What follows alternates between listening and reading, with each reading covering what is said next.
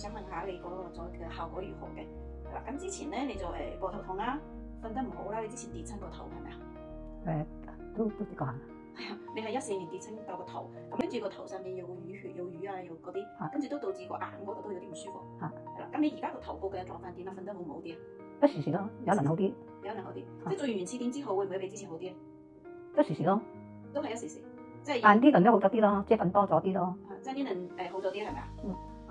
咁你知除咗膊頭嗰度咧，膊頭嗰度冤痛嗰啲好咗啲未？都有啲，但冇嗰陣時咁緊要。即係好啲啦，都係咪頸啊嗰啲？因為你話頸啊、部啊嗰度初期話都好多年㗎啦，即係。係啊，係咪啊？係啦，而家比之前好啲啊嘛。係啊，即係鬆啲啦，係嘛？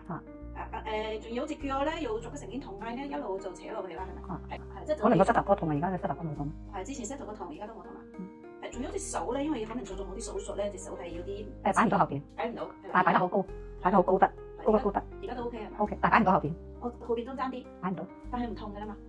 少少咯，咁擺落去後邊。仲有少少嘅。係啊，一得攞重嘢咧，咪痛咯。攞重嘢都會痛。OK，因為你呢啲都係好多年嘅問題。好06年嗰時。06年係咯，都20年啦，所以可能冇。06年做手術。係咯，冇啲位就可能需要慢少少。所以呢度咪成日揦住咯。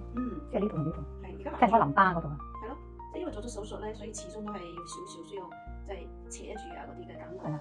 但係而家比以前鬆啲。鬆啲，我有時自己都做下運動。係咯，但係始終擺唔到後邊啦。但係擺到好高啦，而家高得，擺好耐得啦。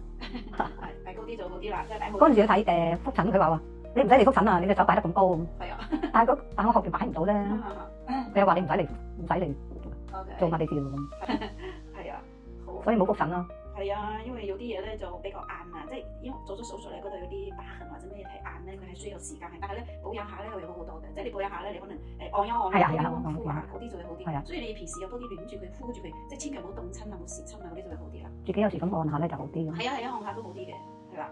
咁基本上你啲問題即係都見到，都整體嚟講都會好轉啲啊，係咪？係啦，即係因為初期咧就幫你做咗一個療程咧，就淨係得幾次嘅啫，做唔到，因為見到你啲問題都唔係話好嚴重，你自己要做開運動啦，係嘛？肩膊啊、膝頭哥啊、頭部啊、腰痛啊呢啲都會要改善係咪？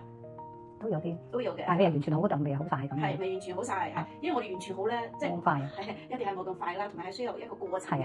即係我哋做完嗰幾次，你話完全好咁啊冇可能啊！即係真係一個過程。因為我積累咗好耐啊嘛。係啦，所以我哋咧原始點咧，幫你按通咗之後咧，慢慢就係靠自己去保養㗎啦。因為冇可能按完咧你就即刻會好嘅，即係身體係一個療法一個過程。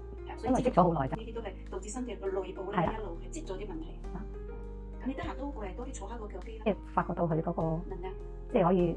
嗰啲靚度啊可以啊，係有靚度上，係啦，之前嗰啲完全冇反應，所以係有慢慢嚟㗎，都可以多啲過嚟坐喺個腳機，完全免費嘅，完全免費俾你哋嘅，你哋可以多啲過嚟坐，都好多謝田姐啦，咁希望我哋協會都可以幫到你啦，係咪？